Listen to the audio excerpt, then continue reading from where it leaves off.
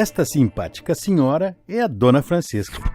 No final dos anos 70, ela decidiu montar um quiosque na praia em que costumava passar as férias com a família.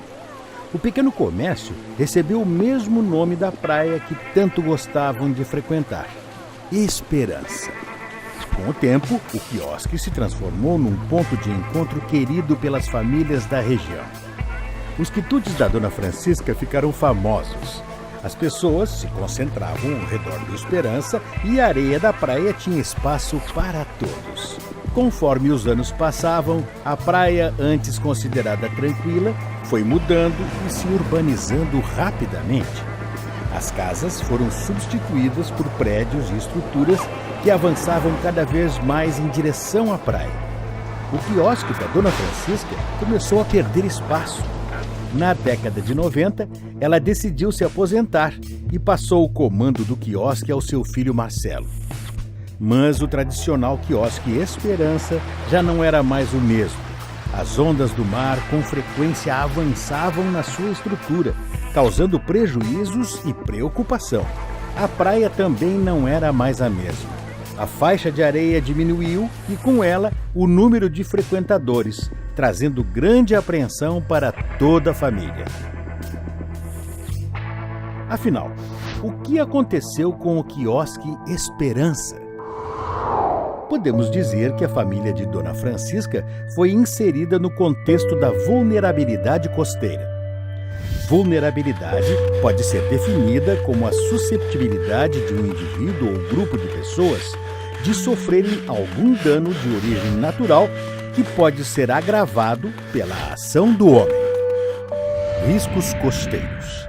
As áreas litorâneas podem ser vulneráveis a diversos perigos, como erosão, inundação, maior frequência de eventos naturais extremos, aumento do nível do mar e diminuição da disponibilidade de sedimentos. Quais as causas da vulnerabilidade costeira? As origens mais antigas para entender este tipo de problema remontam à própria formação da Terra e às transformações constantes do planeta. Se voltarmos 500 milhões de anos no tempo, notaremos que o planeta Terra passou por alterações de grande escala, como as mudanças geradas pela dinâmica das placas tectônicas, fazendo com que a dança dos continentes refletisse também nas mudanças do clima demarcados pelos períodos glaciais e interglaciais. Ou seja, alterações climáticas estão presentes no planeta desde sempre. A questão é: qual a influência do homem nesse cenário de vulnerabilidade costeira? A grande maioria da comunidade científica internacional entende que a atividade humana é um fator determinante para as mudanças no clima vivenciadas no planeta hoje. Segundo o painel intergovernamental sobre mudanças climáticas IPCC da ONU, a temperatura do planeta poderá aumentar neste século em até 6 graus Celsius, devido principalmente às altas taxas de emissão de gases de efeito estufa. Esses gases, como o CO2, são, na sua maioria, oriundos da queima de combustíveis fósseis e do desmatamento. O resultado dessa temperatura maior será o derretimento de geleiras e uma elevação em até 82 centímetros do nível médio do mar. Em 2050, a elevação média dos oceanos em apenas 20 centímetros pode ocasionar perdas econômicas de até 1,2 bilhão de dólares para as 22 maiores cidades costeiras latino-americanas. Já na costa brasileira, os modelos prevêem a elevação da temperatura entre 1 grau e 6 graus Celsius até 2100. Este aumento deverá afetar o regime pluvial das regiões central, norte e nordeste do país, diminuindo a ocorrência de chuvas e provocando estiagens. Nas regiões sul e sudeste, por outro lado, haverá um aumento de chuva, com probabilidade crescente de eventos extremos, como ondas gigantes, inundações e ciclones. A elevação no nível dos oceanos atinge gravemente as regiões litorâneas, atingindo os ecossistemas e a população que vive nestas áreas. Estima-se que 40% da costa brasileira já apresenta graves problemas de erosão. Ainda que as mudanças no clima sejam uma realidade, a principal causa desse fenômeno é a intervenção do homem nos processos costeiros. Com os tradicionais padrões de urbanização da orla, tentamos fixar uma área que não é fixável. E com isso, alteramos o fluxo natural de sedimentos, ocupando a faixa de resposta dinâmica das praias às tempestades. As consequências desta interrupção são graves: redução na largura da praia, perda e desequilíbrio de habitats como praias, dunas, manguezais e florestas, aumento de inundações, salinização de aquíferos e rios, perda ou desvalorização de propriedades públicas e privadas, perda do potencial paisagístico e turístico das praias, gastos astronômicos com a recuperação e reconstrução da orla marítima. Esta realidade preocupante e de urgência coloca em perigo um sistema complexo e de alto valor ambiental e econômico.